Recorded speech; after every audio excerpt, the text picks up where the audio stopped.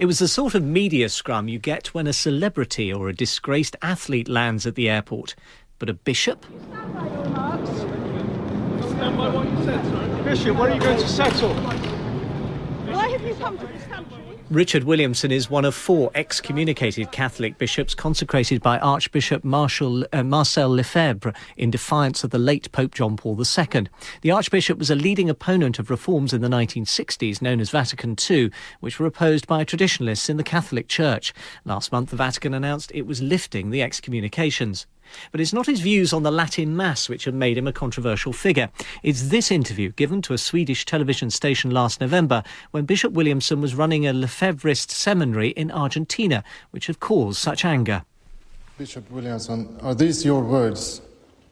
There was not one Jew killed by the gas chambers. It was all lies, lies, lies. Are these your words? You're quoting from Canada, I believe, yes. Of many years ago. I believe that the historical evidence is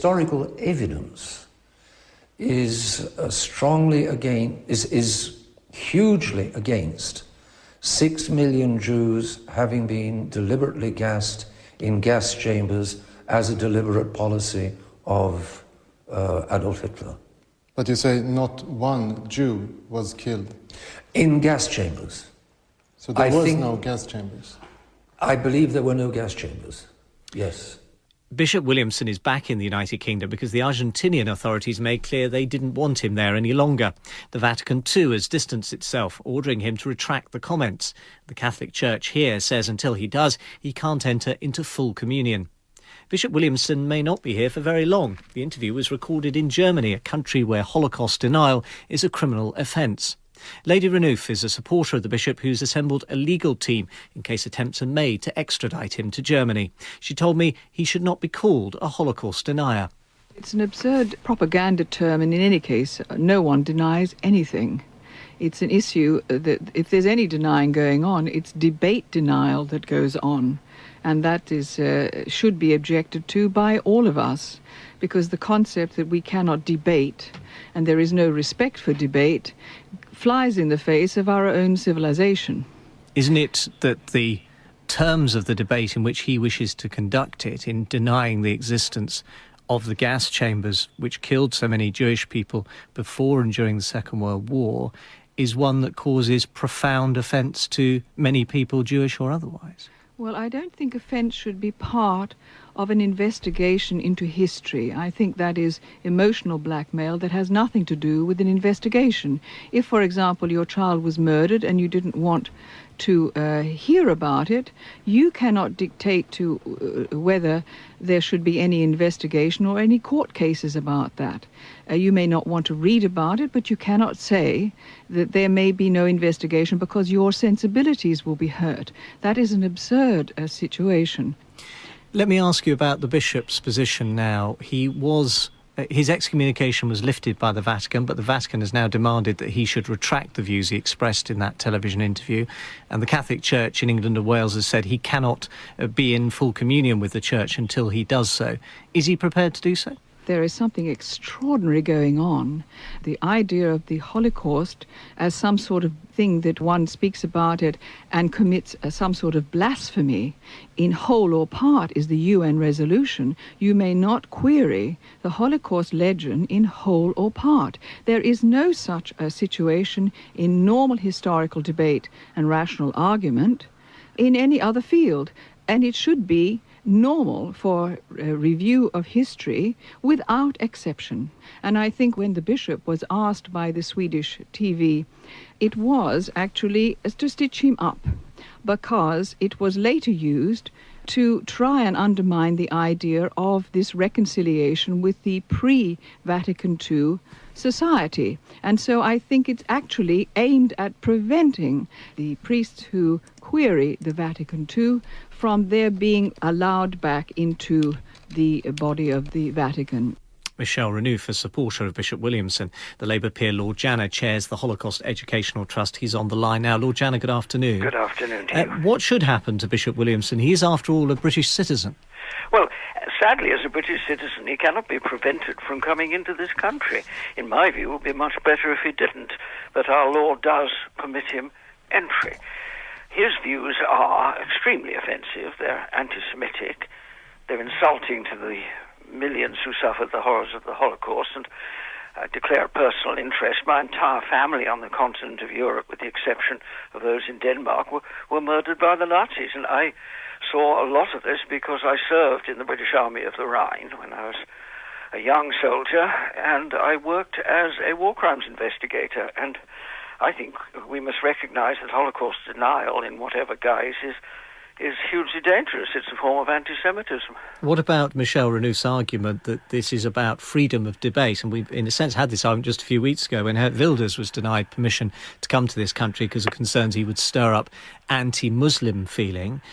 Do you see the bishop in the same way? I see him in a similar way. I'm very sorry that he is returning to this country, but under our law, he is permitted to come in. There are some laws regarding racism which could possibly be brought into use against him. He could, in my view, possibly be prosecuted, but I'm very sorry that he's here.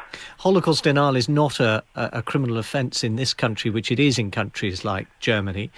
Are you pressing for the law to be changed on that? No, I don't think it probably needs to be changed, because there are laws which have not been brought into active use regarding racism.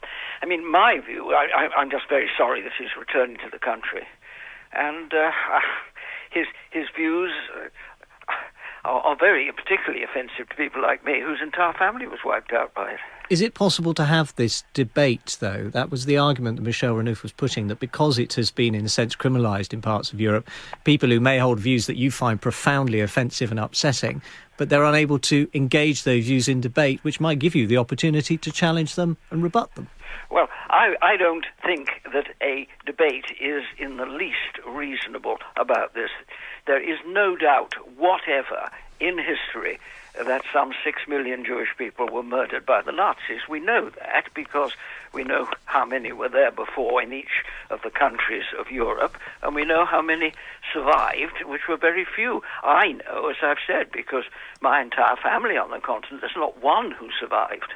Lord Janner, thank you very much. And that brings us to today's... Hi, it's Chloe here. I was presenting today. Madeline was editing.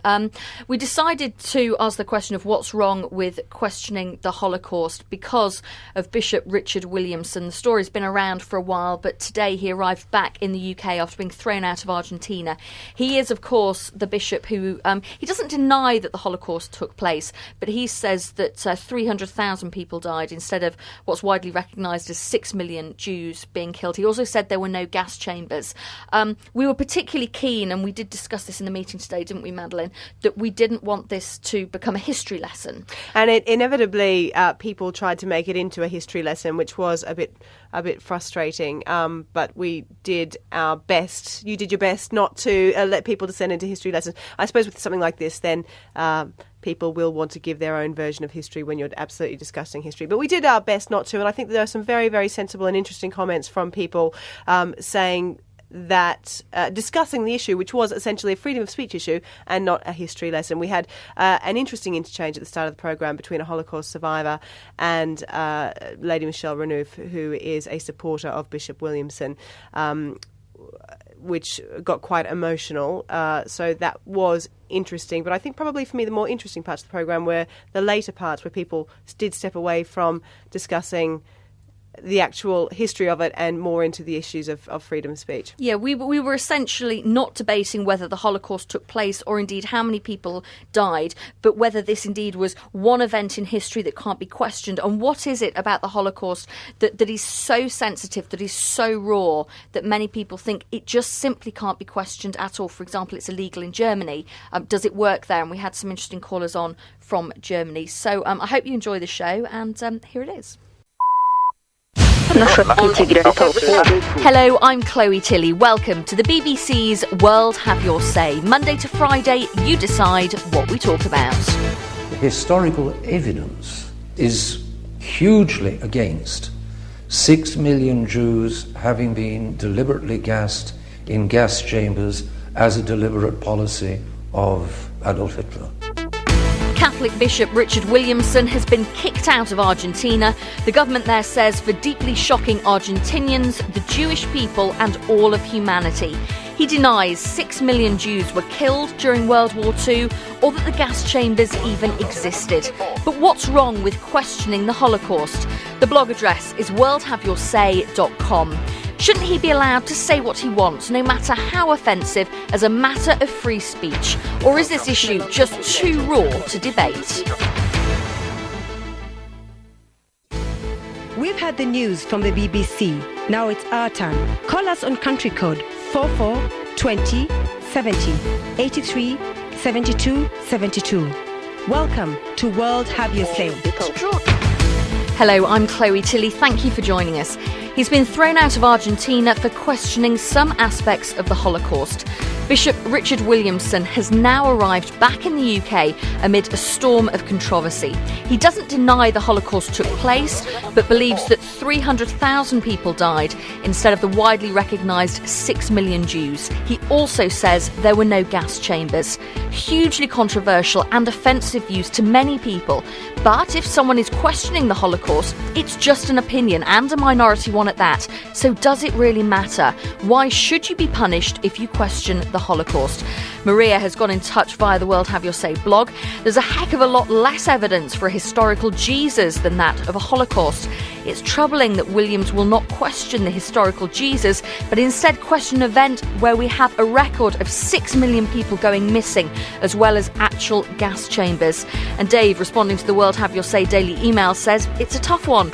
Anything should be allowed to be questioned, but folks do not question the authenticity of the moonwalk or the sinking of the Titanic or indeed the Olympics that have been held. I guess the question that needs to be asked is, why is this person questioning the Holocaust? Well, we're here live for the next hour. You can call us, you can text us, you can email us, you can post at the blog worldhaveyoursay.com. If you don't want to make an international call, text us on country code 44 77 86 20 60 80 and put "call me" in your message. Now, I just want to make this very clear from the outset. We are not debating whether the Holocaust took place or indeed how many people died. That's not what we're talking about. What we're asking is why holding these views, however offensive some people find them, lead to imprisonment, indeed losing your job. Whereas if you deny any other historical event, that doesn't seem to happen. So isn't the right to free speech important to protect, even if we find certain views difficult? Now, Bishop Williamson has now said in a recent interview that he's ready to think again. In a recent interview with Der Spiegel magazine, the bishop reiterated he was prepared to, quote, review the historical evidence. Well, Eileen in Virginia's posted on the blog, the punishment for denial should not be imprisonment. Free speech should be a right, but loss of a job is appropriate and ridicule suffices. Well, we're going to be monitoring your comments throughout the programme. As you know, we're on Twitter, and Krupa from the World Have Your Say team will be tweeting live throughout the show. Well, let's speak to a couple of people that we have on the line now. First of all, we can speak to Lady Michelle Renouf, who's a supporter of Bishop Williamson and has offered him her support. And also on the line in a moment, we'll speak to Deborah Lipstadt, who is Professor of Modern Jewish and Holocaust Studies at Emory University, and also won a high-profile libel case against Holocaust denier David Irving, of course, who's appeared on a previous edition of World Have Your Say. First of all, Lady Michelle Renouf, welcome to World Have Your Say. Thank you. Just explain to us, first of all, why you went and met the bishop this morning and indeed offered him your support. The issue is that he may have been presented with an arrest warrant. That is what happened last October, November with Dr.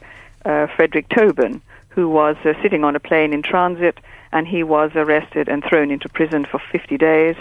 And when I heard this, I assembled an expert extradition team of defense lawyers, and we won the case. And because the bishop had heard of this and he knew that he was potentially as vulnerable, he was very pleased to know that I would come and be there on standby if, in fact, he had been presented with a warrant.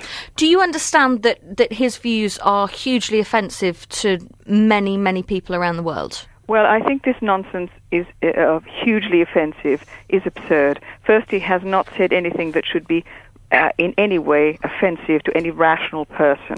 Well, there is no need you say that, but he is saying that 300,000 Jews died during World War II, whereas many historians believe it was 6 million. So many people will find it offensive that it's belittling the real number of people who died. We're talking of history and the idea that there is some reason, for example, there is some reason that normal historical debate and rational argument is actually being set aside for one particular area in history which simply undermines our culture. We have a culture that comes from the classical virtues of the Greek tradition, where there is no separation of scientific attitude and justice. And that is what is happening in the courtrooms in 10 countries, where, in fact, it is rubber-stamped that anyone who wants to question the historical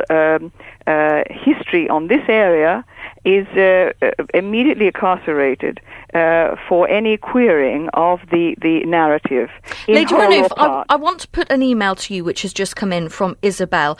She's a grandchild and a child of victim of the Holocaust. She says, denying one of the 4 genocides that took place during the 20th century equals killing the victims over and over again. The genocides killed them physically. Their denial kills their memory. It's unbearable, unacceptable, disgusting, appalling and despicable. Well, all of those words are emotive words which take us away from a scientific attitude toward examining source critically history and looking at it forensically in the manner in which an historian is meant to do, without exception. And this emotional blackmail and all these kind of words get in the way of normal behavior regarding history that happened 60 years ago. And in any case, all history is susceptible to revision because you get new documents, you get new evidence, you get new DNA potential, you get all sorts of scientific possibilities for re-examining history. It is not set in stone, but unfortunately this has become a kind of Holocaustianity which is set in stone, and people are being accused of blasphemy, which is quite unacceptable to our natural culture, which asks for normal historical skepticism. And in fact, we are taught in schools now. Lady Renouf, I'm just going to jump in there because I suggest that you've probably set the cat amongst the pigeons, and you've raised many, many issues there that listeners around the world may well want to get in touch with you. So do stay with us. I'm sure people will want to come on and talk to you and indeed put their questions. If I can just give out the number so that people can get in touch. If you want to call us, you can call us on country code 44 20 70 83 72 72. You can, as always, email worldhaveyoursay@bbc.com. In a moment, we'll speak to Inga Auchbacher, who is a Holocaust survivor. She's in New York, and also Alan in Jamaica. But at this stage, I'd like to bring in Deborah Lipstadt, as I said, Professor of Modern Jewish and Holocaust Studies at Emory University, and also won a high-profile libel case against Holocaust denier David Irving. Now, Deborah, I know that you're not keen to talk to anyone directly that you believe is denying the Holocaust. Can you just explain to us briefly why that is? I will talk to them, but I don't enter into a debate, which is what essentially your program is all about. Because trying to debate a Holocaust denier is like trying to nail a blob of jelly to the wall. You mentioned earlier that I won a high-profile libel case. I want to emphasize to your listeners, I did not bring that case. David Irving, the world's leading Holocaust denier, brought that case against me, sued me for libel for calling him a Holocaust denier. We went into court not in an attempt to defend me, but not in an attempt to prove what happened, but to subject deniers' arguments, that some of which this so-called Lady Renouf has just spewed, and to subject them to academic analysis, to just tracing them back to their origins and seeing whether they were true or not, whether they were correct or not. And I quote from the Judge Gray's verdict against David Irving, which he said that David Irving perverts, distorts, his account of history is misleading, it's unjustified, it's a travesty, it's unreal. Those are all quotes. And that he does so deliberately. He went through each each claim that deniers make, and Bishop Williamson just essentially parrots what Irving says. But what about this issue of denying the Holocaust or denying elements of the Holocaust? Obviously, you and the majority of historians would say it did happen. There were gas chambers. There were 6 million Jews who were killed. So does it matter if some people, a minority of people, question it? No, these people are, they can say the earth is flat. They are the historical equivalent of the earth is flat. I don't think any of the scientists in any of the countries listening to this show worry a whit about people who say the earth is flat or the moon landing never happened or whatever it might be. These people make up stories. Their premise is all based on lies and distortions. So, they're unimportant. They're unimportant except in the damage and the hurt that they cause. So that's point A. Point B is that, of course, we debate things about the Holocaust. If you go to a academic conference where Holocaust historians are, you'll find very, very adamant debate. You'll find debate. There was a theory posed a number of years ago by a historian named Goldhagen, who argued that this was something unique that could only happen in Germany. Many historians thought that was absolutely ludicrous and took him on very severely. Historians debate about the bombing of Auschwitz. Could it have been bombed? Should it have been bombed? They debate about who had the idea for the murder of the Jews. Did it come from Hitler? Did it come from below? There are intense debates, but not whether it happened or not. That would be like having a show on whether the genocide in Rwanda happened, whether the Armenian genocide happened. We know it happened. Stay with us. I'm just keen to bring in some people that we have on the line who are waiting patiently. Just one message here. Kip, listening on OPB, says, with free speech comes responsibility. If you want to stand up and be ignorant, offensive and or idiotic, be prepared to pay the consequences. Let's go to Alan, who's on the line in Jamaica. What do you think, Alan? Do you think it's wrong to question the Holocaust? Okay, Alan, I'm going to have to jump in straight away. That is a truly hideous line. We'll try and clean it up and come back to you in a moment. So do stay there and we'll see what technical wizardry we can perform. In the meantime, let's go to Inga Alpacher, who is a Holocaust survivor now living in New York. Inga, you've listened to the contributions there from Lady Renouf and also from Deborah Lipstadt. What do you make of what you've heard? Well, of course, Dr. Lipstadt is a wonderful historian and has written wonderful material and so forth, and I believe she's absolutely right. But I don't mind in engaging in conversation with this lady, whoever her name is. Lady Renouf, she's there and ready to talk to you. Okay, I hope she's still there. I'm listening, yes. Okay. Now, I'm a child survivor of a concentration camp. I was there 3 years, between 7 and 10 years of old. I'm born in Germany. My family lived for hundreds of years in Germany. My father fought in World War I and had the Iron Cross. Now, have you ever gone to any of the concentration camps? Have you visited Auschwitz? Yes. You have? Yes. Have you gone to Majdanek? Have you walked through the gas chamber? Well, I've seen a sign up outside a mortuary that says gas chamber, but I have not been able to see any documentary evidence or any forensic evidence that supports the concept that other in delousing took place in those gas Can chambers. you bring back my grandmother? Can you bring back 12 other members of my family? Well, it depends upon the argument is how they perished. How they perished? I tell you how they perished.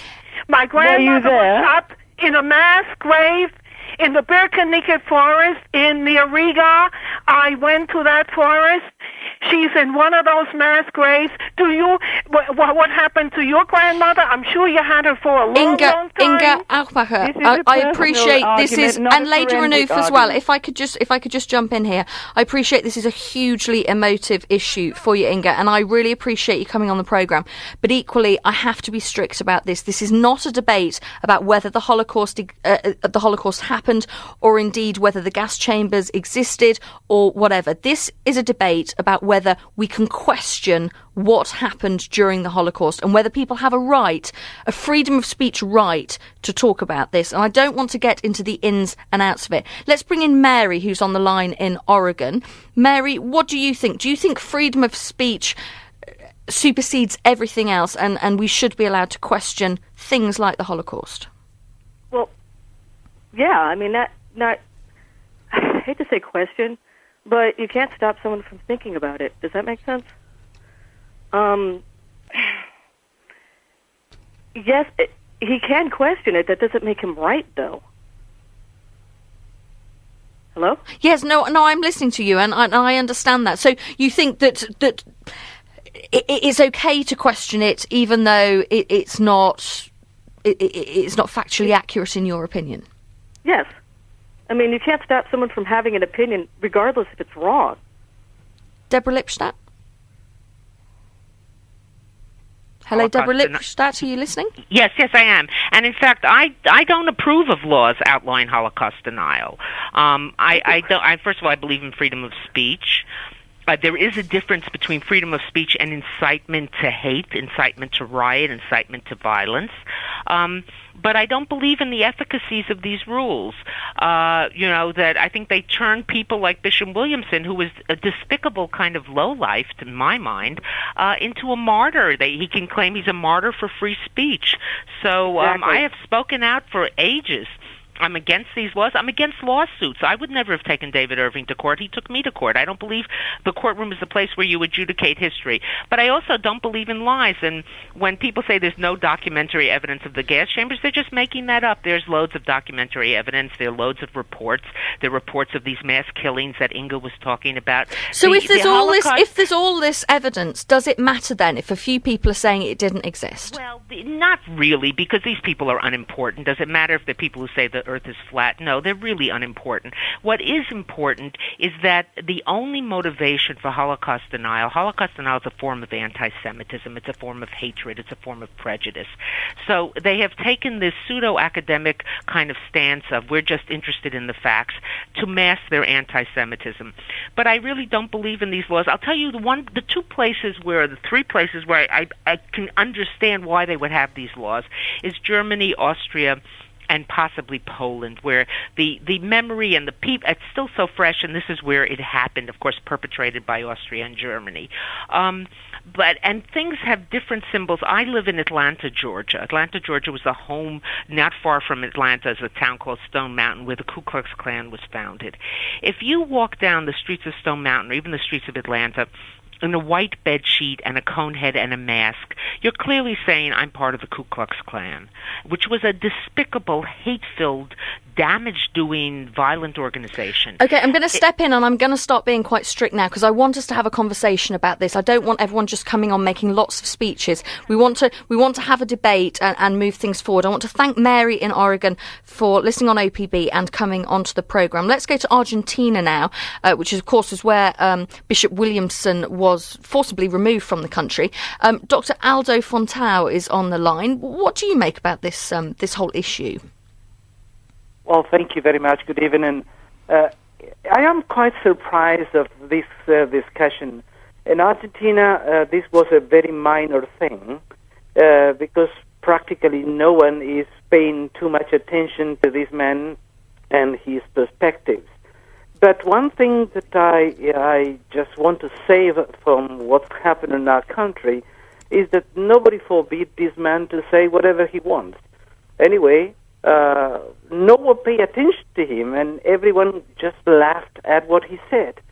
When you stop allowing people to express their opinions, even if they are crazy opinions, the next will be you.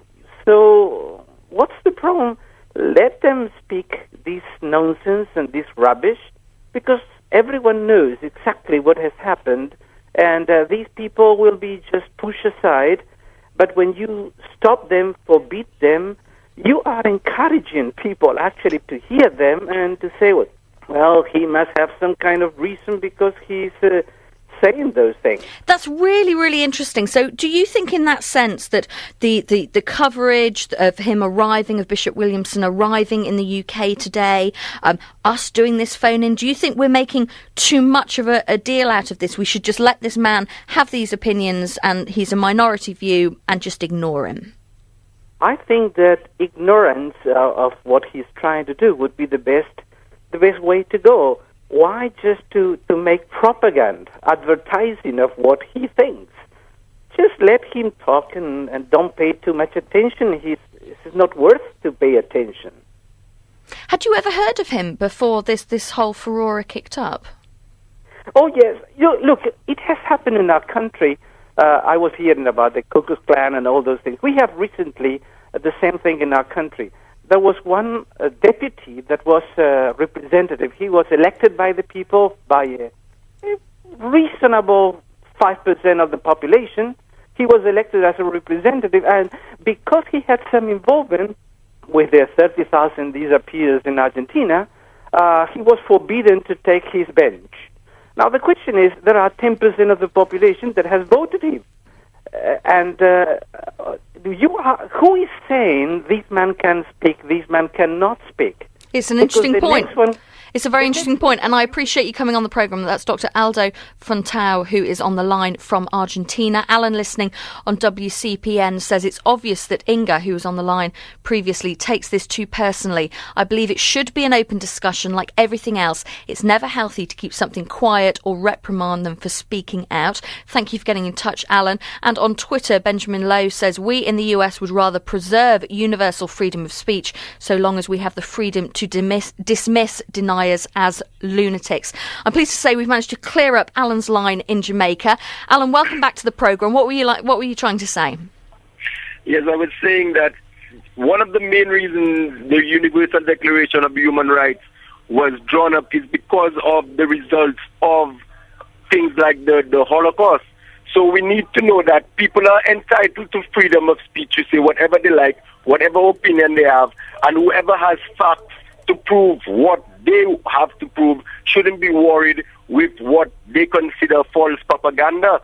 Because, look, we have something as great as the slave trade, and people have all different types of questions, or if it started at 60 million slaves who died between the transatlantic slave trade, and there is no law anywhere in the world that if you deny that ever happened, that you could be arrested or anything like that. But Alan, isn't the problem, though, if anyone can say anything, that you're legitimising that viewpoint? You know, there are problems around the world with the rise of neo-Nazis. Is there not a danger that we're somehow allowing this to become credible?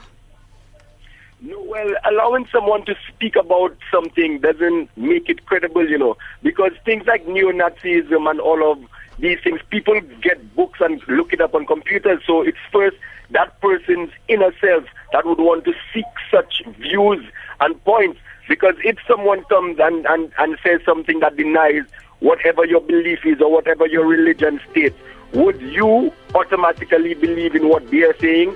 So everyone has a free view to express his opinion. Okay, Alan in Jamaica, I'm very grateful for you to stay on the line and put up with those technical problems. We'll come to Peter in Berlin after the latest BBC World News.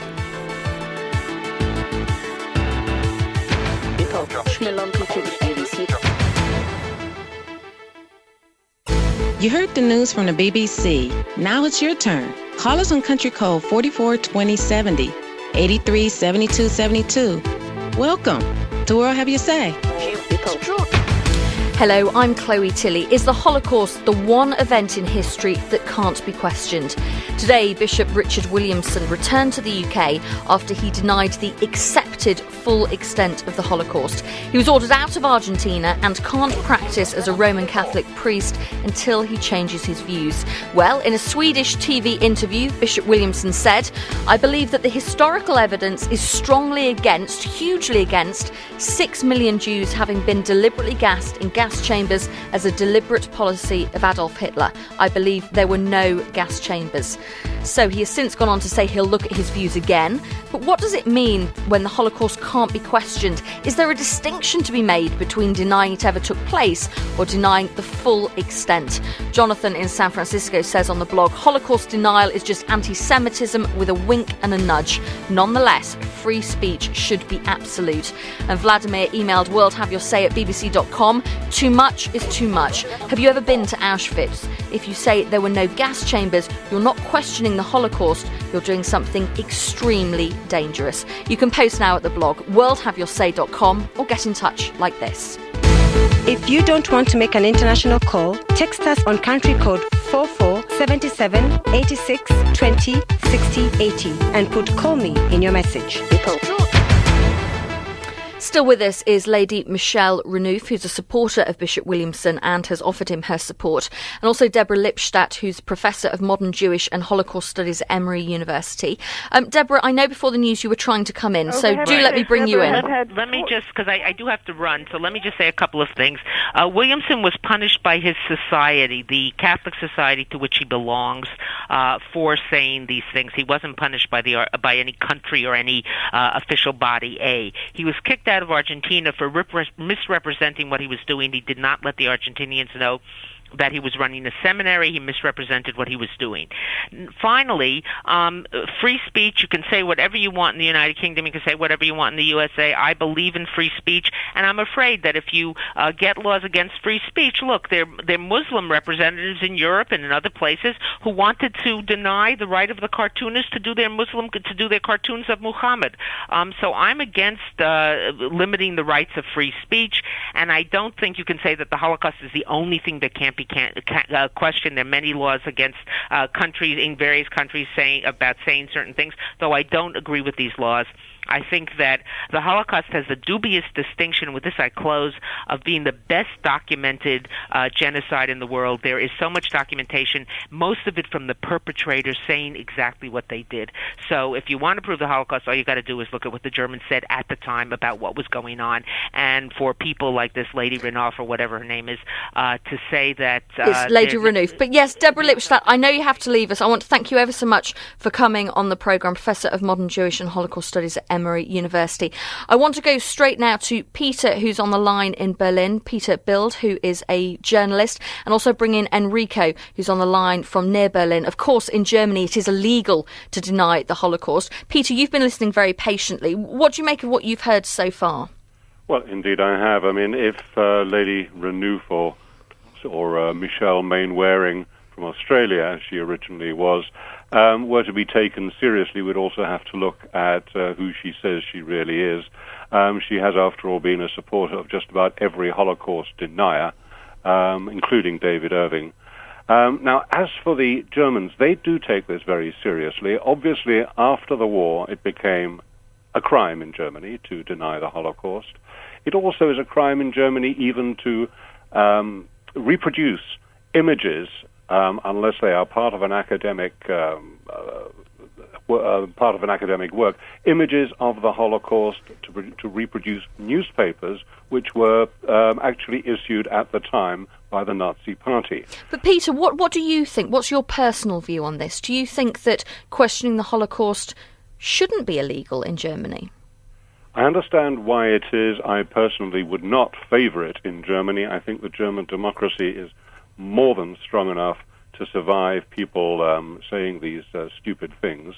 And I think most Germans would agree. But there is a sensitivity vis-a-vis certainly the state of Israel, and above all the Jews who live here, that people who deny the Holocaust almost invariably are anti-Semites, as is indeed is Lady Renouf. And that is the reason why they are constrained and curtailed in Germany.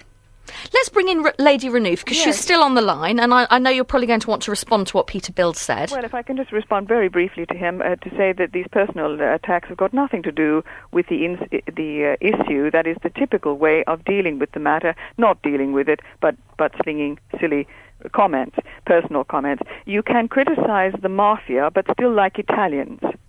and that is the issue here. But the most important thing that I would like to ask your listeners is to consider, just a moment, I let you speak, please let me speak. The issue that I would like the listeners to consider are the guidelines for teaching about the Holocaust, and they were established in the Stockholm International Forum in 2000, and last week they were reaffirmed in London. And this is what they say.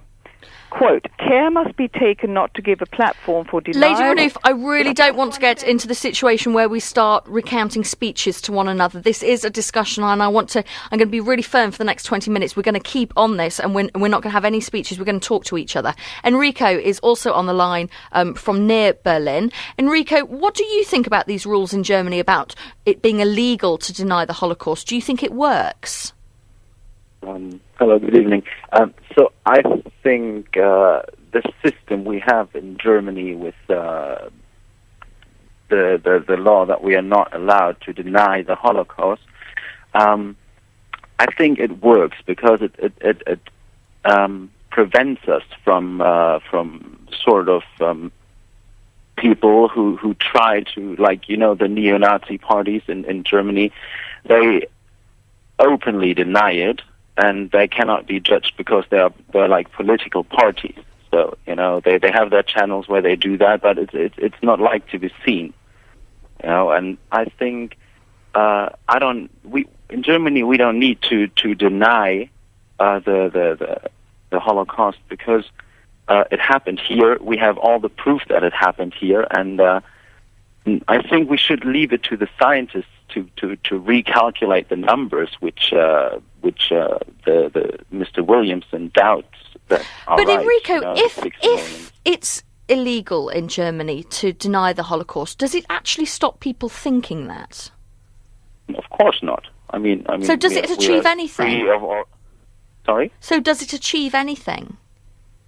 That okay, but just because we're not allowed to doubt it in public doesn't mean that we're not allowed to think of it at all or to doubt it at all in private. You know, I can sit at home and discuss this with a couple of friends, like whether or not the Holocaust happened the way the books tell us. You know, so this is allowed, but I cannot just go somewhere to the TV station and say, hello, I doubt that that the Holocaust happened.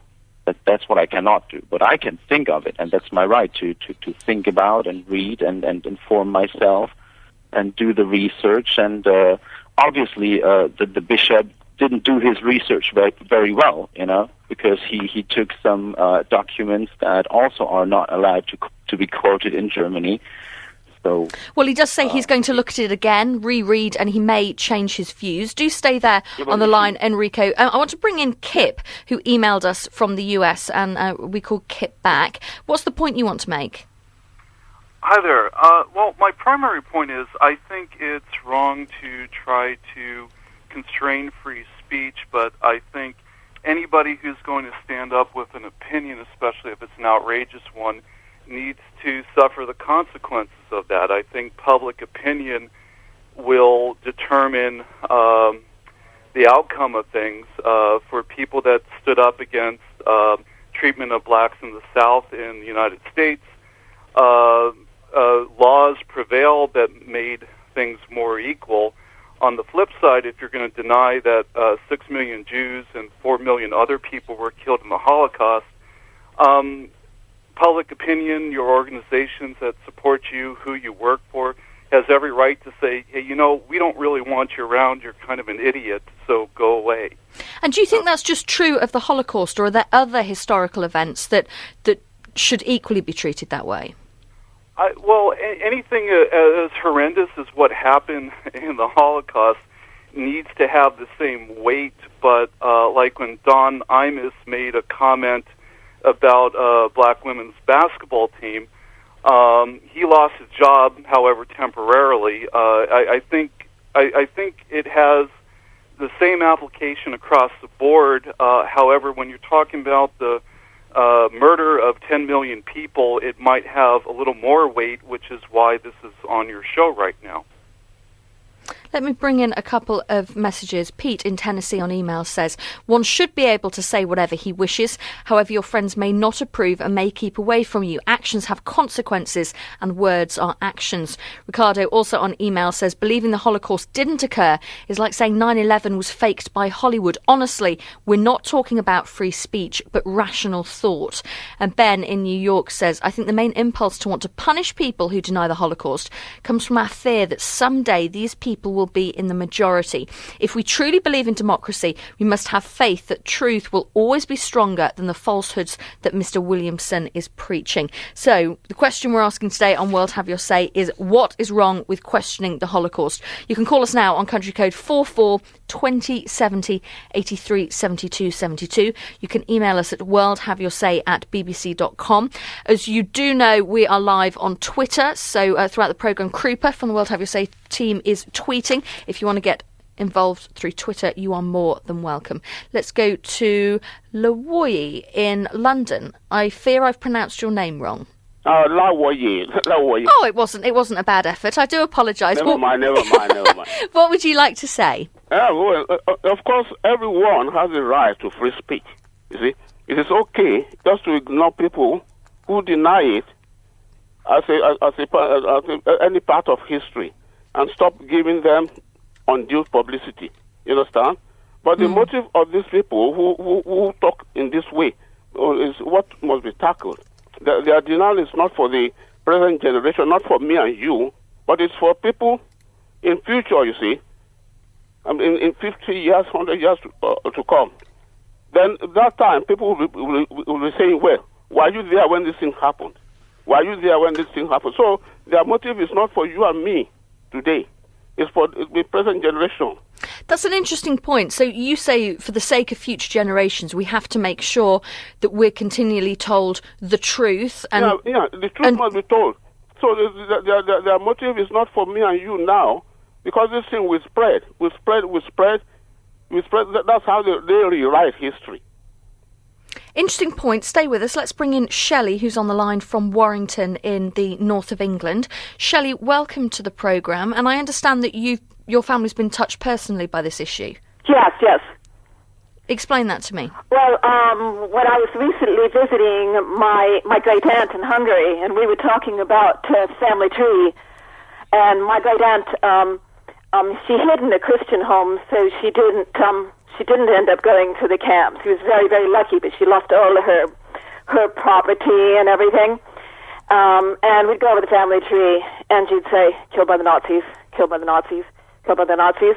Anyway, so and of course you know that there are people all over the world that say this, and whether it's freedom of speech or not, I mean, the fact that he has said this is he cannot honestly think that he disbelieves these things. I mean, it just has to be out of hate.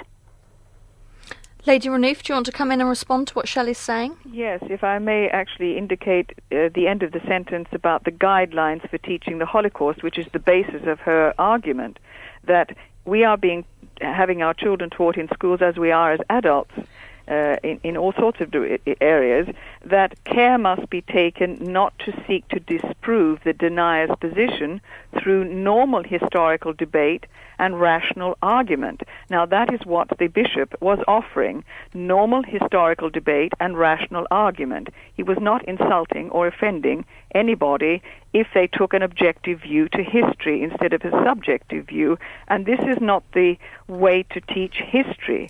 That is the way to make history a religion that you cannot query. And so we are not getting fact from myth in history. We are getting it taught so that there is no normal historical debate and rational argument. Surely this is not what our culture was setting out to do. But what's the debate? The debate is the bishop had actually relied upon in his comment on the two Toronto Holocaust trials in 1988 and 89, in which it was the first and only time we'd had an eyewitness on the witness stand in a courtroom, and also the top Holocaust history doyen at the time, who's now dead, but he was Raoul Hilberg, who had said and admitted that there was no actual evidence of any kind for the WMD weapon called the gas chamber, the mass murder weapon. Yet we've heard from people already on this programme that many people were sent to the gas chambers. They had relatives. There's documentary evidence. Well, I can only repeat what the man who is the top historian of the Holocaust said. He thought it was done by a bureaucratic meeting of minds, i.e. by telepathy.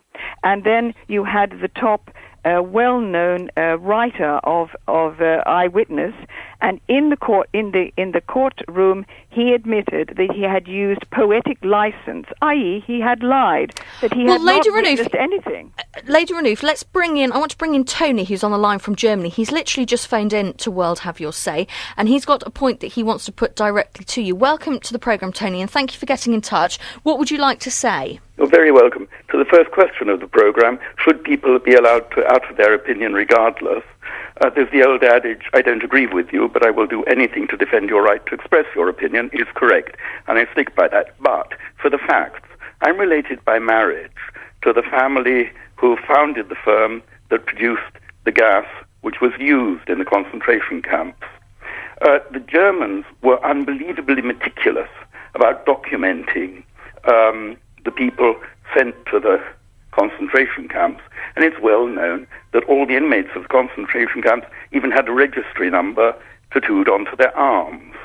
The question that this never happened, or the question that it having happened not being documented, is just not true. I'm not talking about whether you can express an opinion. I think it's very important, particularly in the media and so on, for people in important positions not to suggest that what we have been teaching the young people of coming generations about genocide is not true. Well, Tony, I just want to put the first point about the family link that you have to people who made gas for the gas chambers to Lady Renouf. There you go. We've got some evidence there that the gas chambers existed. Those were the chambers for delousing.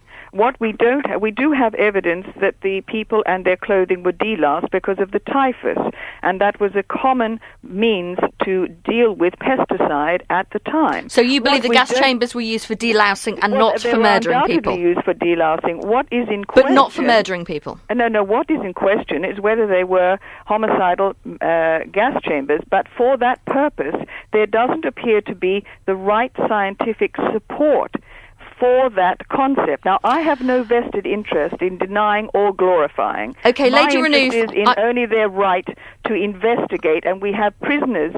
Germar Rudolph is in prison at the moment in Germany. Lady Renouf, I don't want to get into a history lesson here, but thank you ever so much for joining us on the line from London. That's Lady Michelle Renouf, who's a supporter of Bishop Richard Williamson, and met him at the airport today as he landed in the UK and offered him her support. Let's go to Nicole, who's in Hertfordshire, who's on the line. Nicole, do you think it's wrong to question the Holocaust?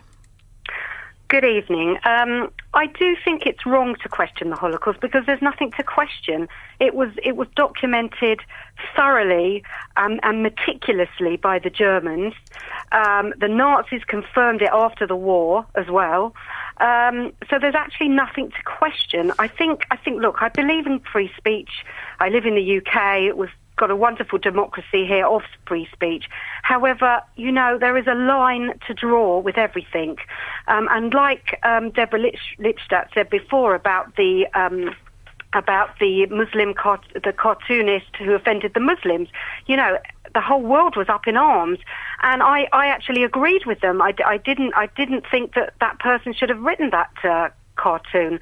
So, there is a line to draw. Look, my father's family were murdered in Treblinka, which was a death camp that murdered 800,000 people. And I went to Poland last year with a survivor, and we visited Majdanek and stood in the gas chambers that are there for everybody to see. And we went to Birkenau, where she was, and she came to Auschwitz on a transport in 1944 from Hungary. Her whole family was murdered. And that woman, Lady Renouf, has the cheek, I'm sorry, I don't want to get emotive, but she has the cheek to tell a Holocaust survivor not to be emotive when that woman lost her whole family. How dare she? How dare she? I'm sorry. It's disgusting. If anybody should be allowed to have her say on this program was the poor lady that was in the camps for 3 years. And I appreciate that, Nicole, but at the same time, we were really keen and are still keen in the last 7 minutes of the programme not to get into a history lesson. We don't want to get into a debate about whether the Holocaust existed, and that was the road we were going down, and that's why I did cut off Inga. But I do appreciate your point, and I'm very grateful for you getting in touch. That's Nicole on the line from Hertfordshire. Just some more of your messages. George listening on KLW. This is not an issue of free speech. It's an issue of inflammatory speech.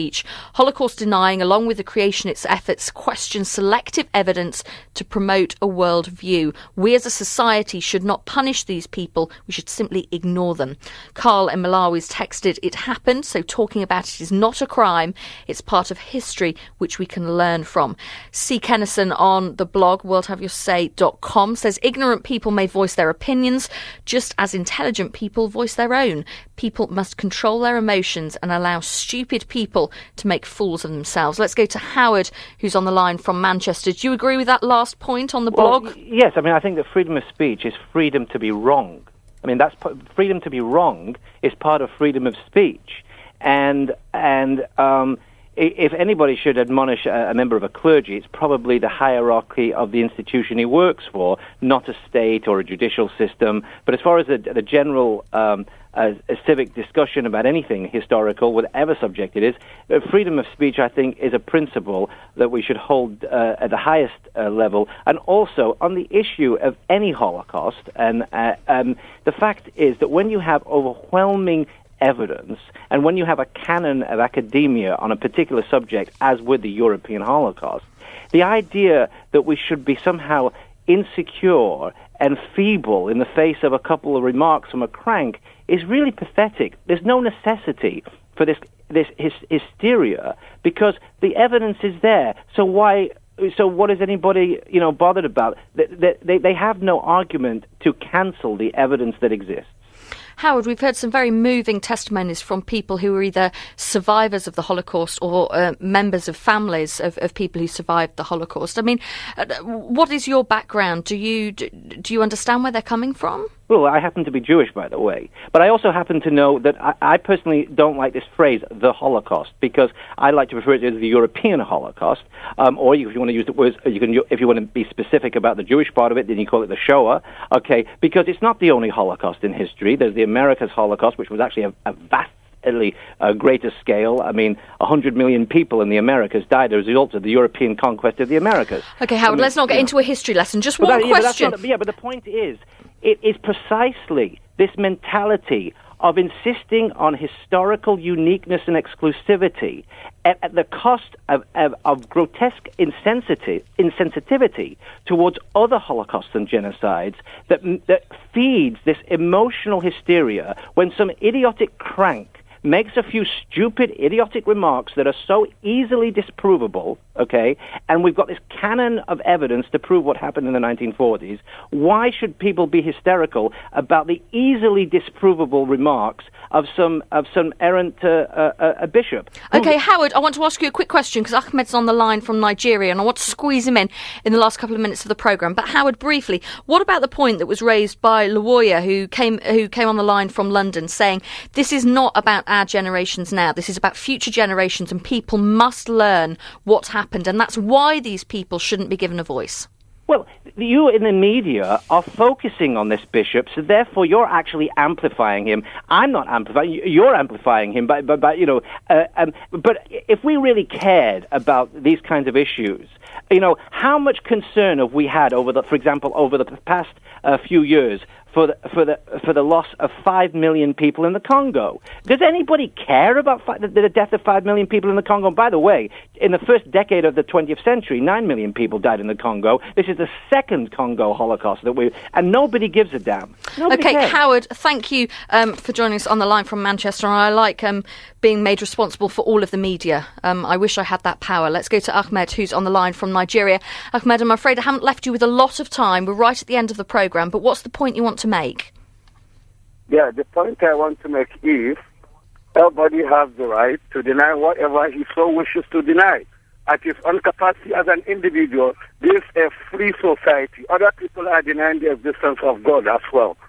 So if you cannot punish people who deny the existence of the spring, then I see no reason why in questioning who is denying just Holocaust.